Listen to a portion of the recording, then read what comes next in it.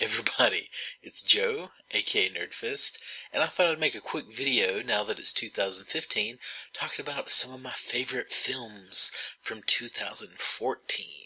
Number 10, The Purge Anarchy. I never saw the first Purge movie, so I don't know if it was any good or not, but I really liked The Purge Anarchy, mostly because it kind of felt like a mix between The Warriors and Judgment Night. I like that they kind of didn't they didn't bring it back into a house. I think it could have been very easy for them to fall back into the formula of the first Purge movie of just having a bunch of people trapped in a house together and just slightly changing it around a little bit.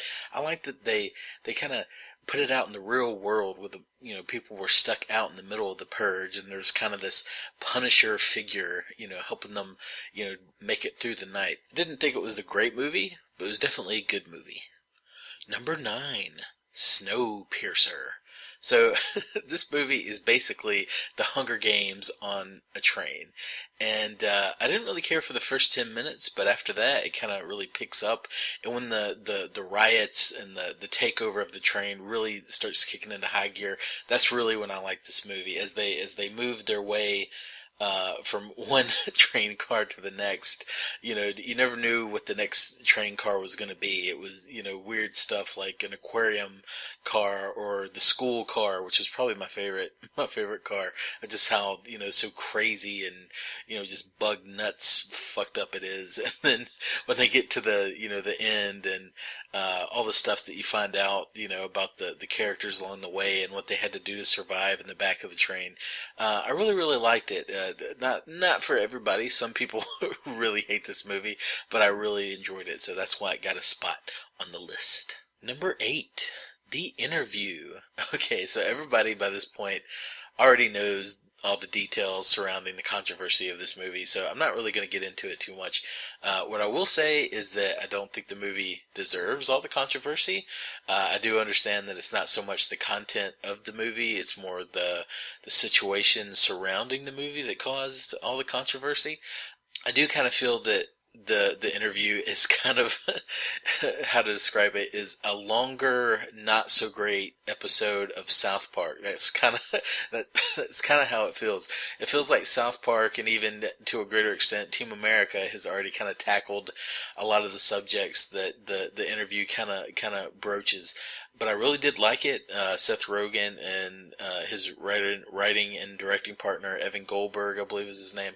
I've loved everything that they've done. I really liked This Is the End, which I think probably should have caused more controversy than the interview. Pineapple Express, Superbad, even though they didn't direct them, they did write them. The Green Hornet, which a lot of people really don't like, I liked it. I really liked it, and the interview, I really liked it too, so I put it on my list. Number 7, Teenage Mutant Ninja Turtles. It just sounds so weird when you'll say it. You can't say it with a straight face. I love Ninja Turtles. I have since I was a kid. I remember seeing the first movie in the theater. I remember seeing the second movie in the theater. I remember being blown away when, for no apparent reason, Vanilla Ice shows up and starts dancing with the turtles. I loved it. I was a little bit worried when I heard that they were going to be making another live-action Ninja Turtle movie. Was even more worried when I found out Michael Bay was going to be involved. Didn't like the casting of April O'Neil. Megan Fox really brings down the movie. Probably the worst thing about the movie, in my opinion. I don't really so much like the look of the turtles. I think they're a little bit too big, a little bit too bulky. Wasn't really excited when I first saw the first trailer.